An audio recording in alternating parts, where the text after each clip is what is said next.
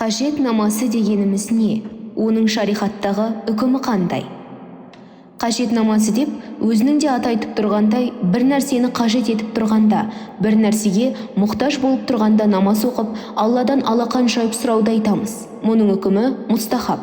Қажет намазын оқу имам Тирмизидің хадистер жинағында келтірілген мына риуаятқа сүйенеді.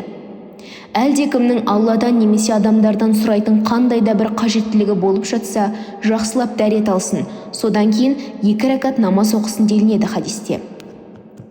Қажет намазы не мақсатта оқылады?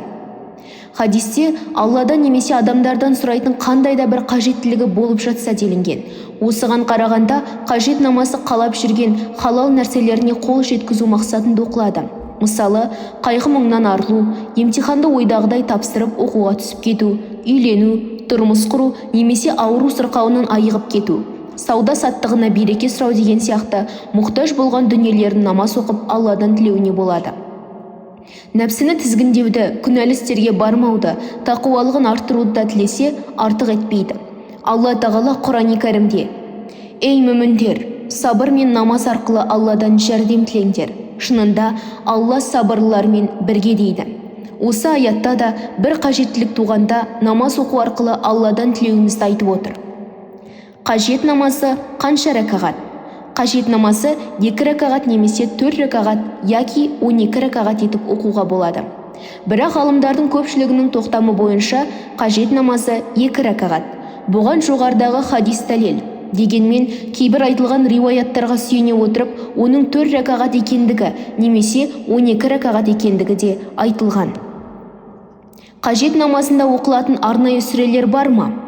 Ханафи ғалымы Ибн Ғабидин радиаллаху анху өзінің Раддул Мухтарат еңбегінде пайғамбарымыздан келген бір риуаятқа сүйене отырып, құптан намазынан кейін қажет намазын 4 рәкағат оқығанда мына сүрелерді оқысын деген.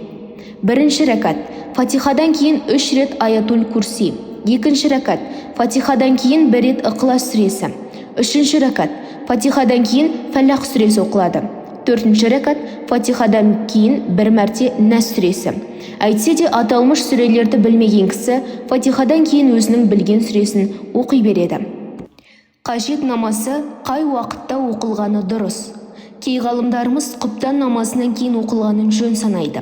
Ибн Ғабидин де соның ішінде. Алайда бұл міндетті түрде сол уақытта оқылсын деген сөз емес. Нәпіл намаздарды оқуға рұқсат етілген кез келген уақытта оқыла береді.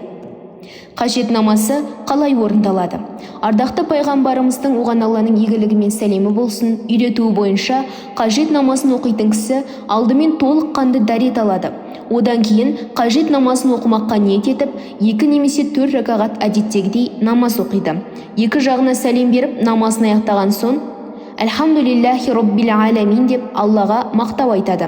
Пайғамбарымызға оған Алланың игілігі мен сәлемі болсын салауат айтады. Салауаттан кейін қажет намазының дұғасын оқиды. Халим, биязы, әрі жомарт Алладан басқа құдай жоқ. Ұлы арштың Раббы, Алла барлық кемшіліктерден пәк.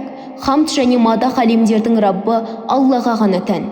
Уа Аллам, рақымдылығын қажет еттірген нәрселеріңді, ап-анық кешіріміңді, әрбір жақсылыққа жеткізуіңді, әрбір күнәдан алыстатуыңды сенен тілеймін.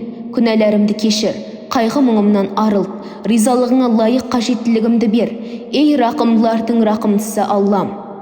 Қажет дұғасынан кейін Алладан сұрағысы келген тілегін сұрайды.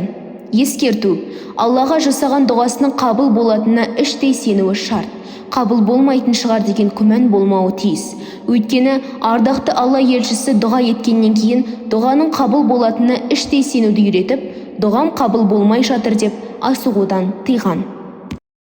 Келесі видеода кездескенше, ассаламу алейкум ва рахматуллахи ва баракатух.